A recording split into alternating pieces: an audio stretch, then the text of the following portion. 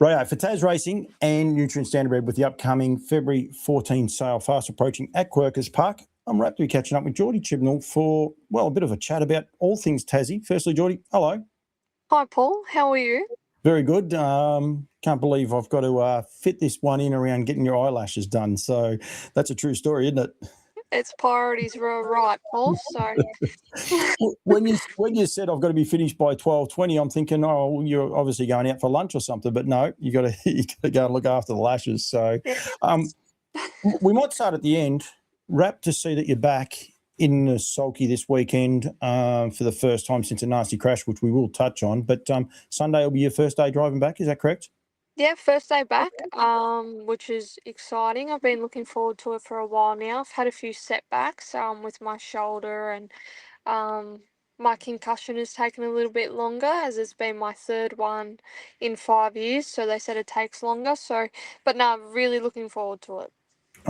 Yeah, well, you got to look after yourself. That's one thing they have worked out. The more you have, unfortunately, the worse it actually can be for us, and we don't want that by any stretch. Let's go back a bit. So I wanted to do a chat with you. I said to you I was going to do a chat at the end of last year. I think it fell through the Christmas break, where you drove 4 winners, which was a career highlight for you. You'd never driven 4 before. So that must have been a massive buzz for you to being able to drive 4. And from memory, I can't remember the meeting, but there was sort of a little bit of everything. There was a couple of favourites, a couple of long shots. There was a little bit of everything, wasn't it? Yeah, so it was awesome. I thought I'd have a good day, but sort of didn't think I'd win 4. I won one of them on protest, so That's that right. was extra satisfying because I'd never won a protest before, so that was awesome. And then my favourite horse, Magnetic Terror, he won the free for all in track record time, so that was another like sort of thrill to it as well. And then Aussie Corker won, and he actually broke the 3-year-old record at Carrick. So it was a good day of records, and yeah, it was really awesome to get it done. Couple for yourself and for Connor, for Eric Anderson, who's becoming a great supporter of yours, and he's one of these guys that when you click, he sticks fat too. So to get those couple of winners for him, one the 2-year-old on protest, and then the other horse a bit later on, it's good for you guys. You're young, you're trying to get your right numbers and get quality horses, and that must have been a good thrill. Yeah, 100%. Aussie Corker, I think he won 4 for Eric when he was down here. So they've just gone home for a spell. So hopefully when they're freshened up, they'll come back down. And Aussie Pearl, she did a good job. She was very unlucky for a few runs, so it was awesome to get that win for him as well. You actually won on Aussie Corker the next week, which you've had an eventful start to the year. So that was actually the end of the last year. Aussie Corker won. Where were they at Launceston, I think? But then, unfortunately, the Brighton Cup, you came out afterwards and the next race and had an horrific fall. Firstly, that must have been very scary and a lot going on, as there is with this dog that my wife has let in while I'm trying to do an interview. But yeah, that must have been a very scary little moment for you, that fall, and obviously you don't remember too much of it. No, well, I don't remember the day, so it was actually really funny when I was in the hospital. Connor said to me, "Oh, gee, Corker went well," and I said, "Oh, did he?" Like, and he goes, "Yeah, he won," and I said, "Oh, well, there you go." Like, because I had no idea. I can't recall still Sunday, so I've watched the replays a couple times, and I've watched the replay of my fall, and it was just sort of a racing incident. One hung in and one hung out, and I locked wheels, and it just flipped me out. So, and then unfortunately there was a horse behind me that come over the top. So, I'm very lucky in a way that I only come out with dislocating my shoulder, and I had a bad concussion. It could have been a lot worse, but yeah, I was lucky but unlucky, if that makes any sense at all. Those falls, when they happen so quick, Geordie, they're scary, aren't they? You don't Yeah, actually, like you say, you can't remember it. I think even when you're there and you don't get knocked out, you can't remember it because they can happen quick. Anyone that hasn't driven, some falls are slow motion. They seem to take forever to happen, but you get these other ones that can just be way too quick. yeah, and I was speaking to Rowan. Obviously, he was the one that I locked wheels with, and Gareth Rattray as well. He was the one that come over the top of me, and they were both so distraught. But it was something that could not have been helped because it just happened so fast. So, in a way, it's sort of lucky that I was the only one that got tipped out and fell, because I was at the front of the field. So it was sort of Mm. lucky that I moved outwards instead of inwards, because then the whole field would have ran over me. So, yeah, like I said, I'm lucky in a way, but obviously I'm unlucky that it happened. Dislocated the shoulder. I saw you there with the Green Dream and that, but you said you can't remember anything. How long did it take you to sort of get back to where you could get out of hospital? Because I don't think it was a one-day job, was it? No, I was in there for a couple of days. So it was sort of just I had to do this memory test because obviously I can't remember anything, and they wanted to make sure that um that I was at a level that I could go home. And the nurse actually told Connor, "Don't help me with the test," because I wasn't allowed to go until I finished the test. I had to remember these three cards, and if you ask me now what those three cards were, I couldn't tell you, but I was lucky to remember them and were able to go home. So, but no, it's been a long process. It's taken a lot of doctor's appointments, and physio and things for my shoulder, but I'm sort of at a point now where I'm ready to come back, and I got the tick off from the doctors to say that I can go back when I'm ready. So it's So awesome. is that a matter of just passing those memory tests? I had to pass, yeah, a series of tests when I went back to my doctor to be cleared. But it was mostly just the strength in my shoulder, making sure that was all okay. Yeah. Okay. Your audio's just cracking up a little bit. Hopefully, those two dogs. I'm not sure what's going on, but anyway, that's okay. They've been left in with me. Your audio should be okay. The shoulder is okay. You said you had a few setbacks with that as well, George. Sorry, George. We're just saying there before you had a few troubles with the shoulder.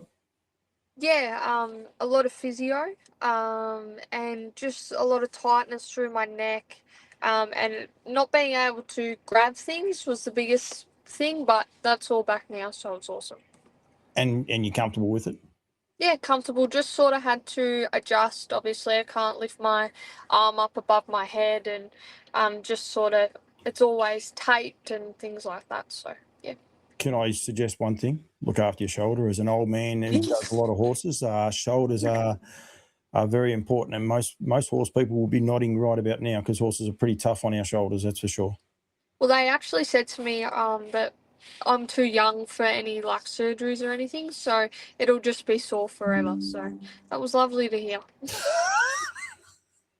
Welcome to my group. Yeah. It's good. The beauty of it all, though, is you're actually a lot younger than me, so you got that part. You're only 23. You're only 23. Yeah. Geez, we've done a lot of stuff together, Jordy. I can tell you that. Haven't we what? Haven't we what? We're going to touch on a couple of things that you have done just recently, but officially, Jordy was my first official camera person. If you remember back in the day, in the back of the Ute. I sure was at Yeah, Lisa Miles. yeah, Yeah. that was a long time ago. So, but anyway, so you unfortunately you're probably thinking things can't get any worse, but then the rest of January's been a lot of fun for you, hasn't it? I mean, there was some terrific scenes. Well, two lots of terrific scenes. One, you trained your first winner. That must have Yep. been a huge thrill. Obviously, with the help of Connor, I think anyone would realise that there's probably a couple of days where you didn't even know what was going on, let alone working him. Yeah, there's actually a really funny story with that come along with that win. So, it was only sort of 2 weeks after I had my fall, and I asked Connor if he could put the hobbles on him and give him a bowl around for me because I wanted him to race on the Friday. And Sinister doesn't like Connor very much, so he got a bit keen, and Connor cracked it with him. And next minute, I had a doctor's appointment, and Sally was taking me to my doctor's appointment. I look into the middle spelling paddock, and I said, "Gee, that looks like Sinister." And then come back in, and I said, "That is Sinister." So I was straight on the phone to Connor. I said, "What's he doing in that paddock?" And he said, "I've cracked it with him. He's sacked." And I said, "Well, you better go get him when you get home because he's my horse and he's not sacked." So he went and got him the next day, and we jogged him on the Thursday, and he raced on the Friday, and he won. So he just needed that day in the spelling paddock with the mares to toughen up a bit, I reckon. But no, it's got a bit of a story to it. So no, it was a great thrill, really great thrill. Did Connor drive him? No, young Yeah. Malcolm Jones drove him, so he needed a claim, and Mal's really good friends with me and Connor, so it was awesome that he drove him too. Has it had a start since? It hasn't had too many starts. Only had the 4 starts. No, he had a start at Carrick and then we sold him. So Okay. he's gone to Nathan Turnbull now. So hopefully he does a good job up there, and I'll enjoy watching him.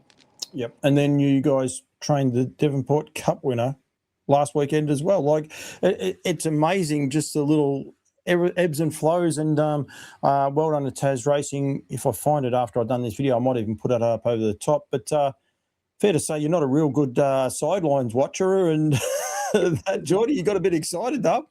I'm a horrible watcher. I get too nervous, and Connor cops a few mouthy comments from me because he doesn't do it right, if you ask me. But no, it was really awesome.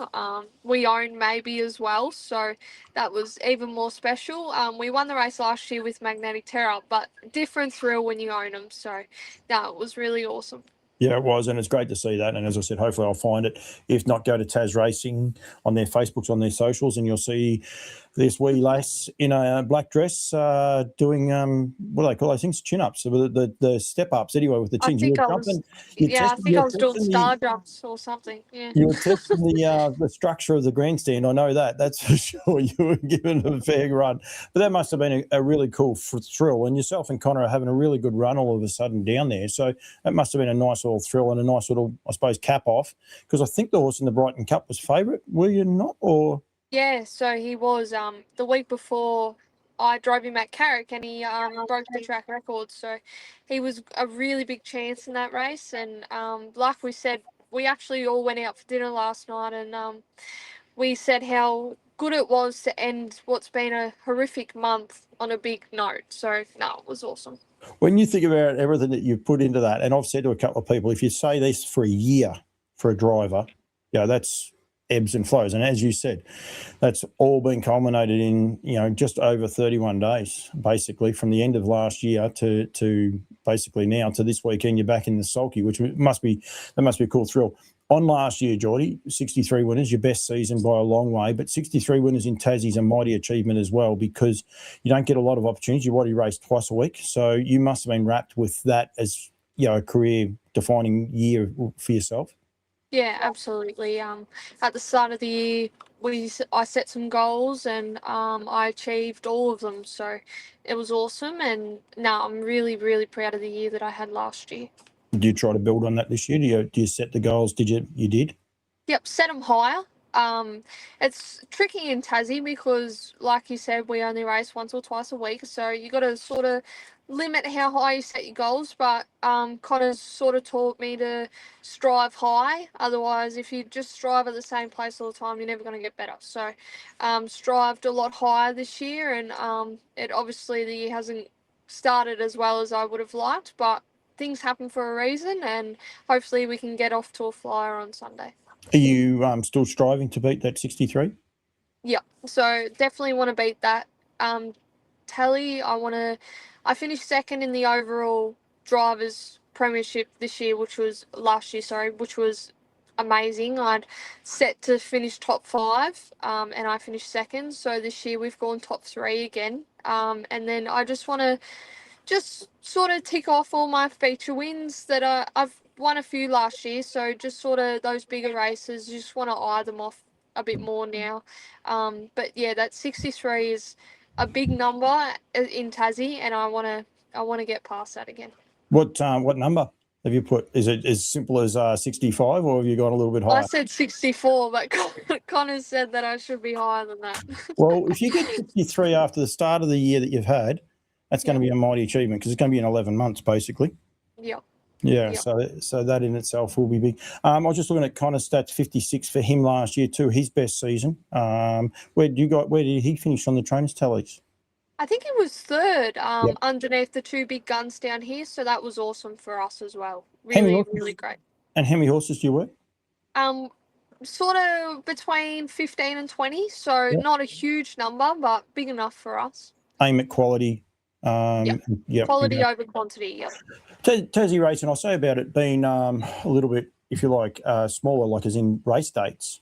The competition's tough. When I was down there for the Australian Driving Championships just recently, like there's a lot of horses go to the mainland and just go bang, bang, bang, let alone just hear like the racing, the quality of the racing is stepping up all the time. Well, Tassie racing, like we say it all the time, and a lot of mainlanders, when they come down, they don't realise how tricky it is here now and how strong the racing is here now until they get here, and then they sort of say, oh, it is pretty strong down there now. But our free-for-allers and sort of over the 70 class is really strong at the moment, and I think any free-for-aller down here would go to the mainland and measure up into a race on a Saturday night at Melton. I'm looking forward to. I think you've got the Hobart Cup heats starting.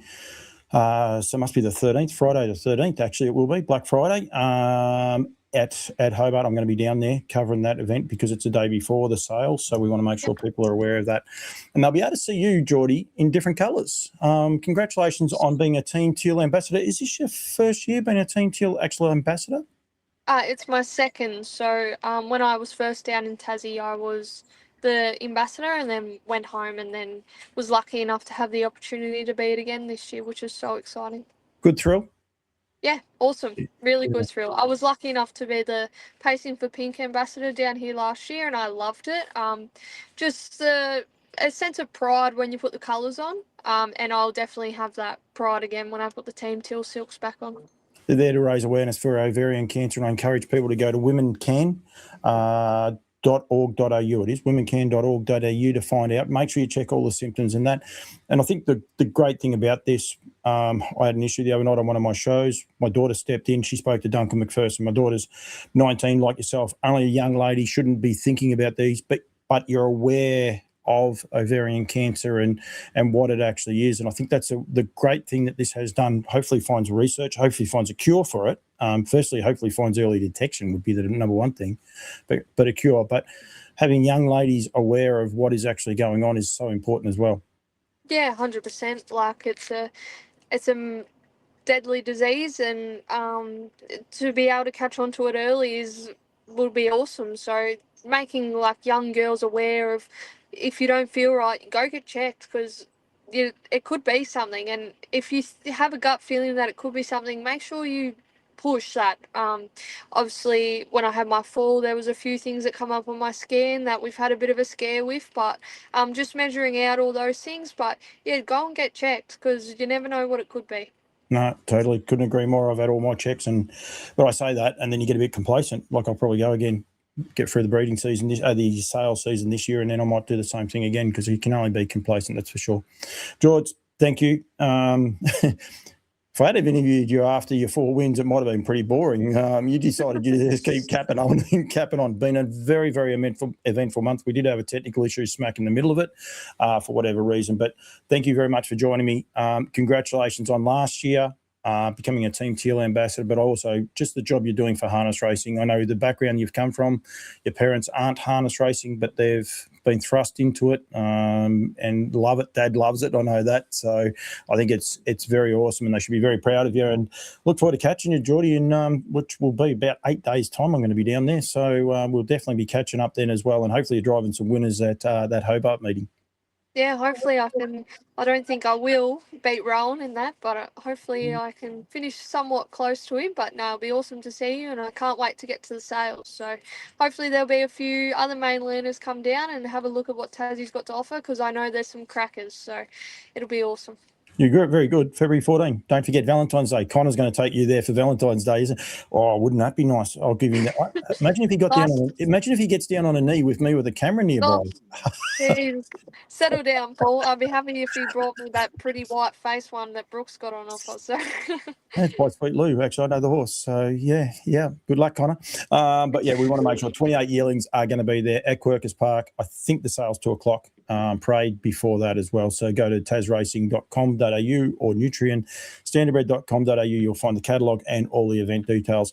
George, thank you. Go and get your lashes done. It's one of those lucky things as a male. I don't have to worry about that. I can't grow it up here, so I can get it there, and we'll leave the rest for the imagination. Jordy, thank you so much.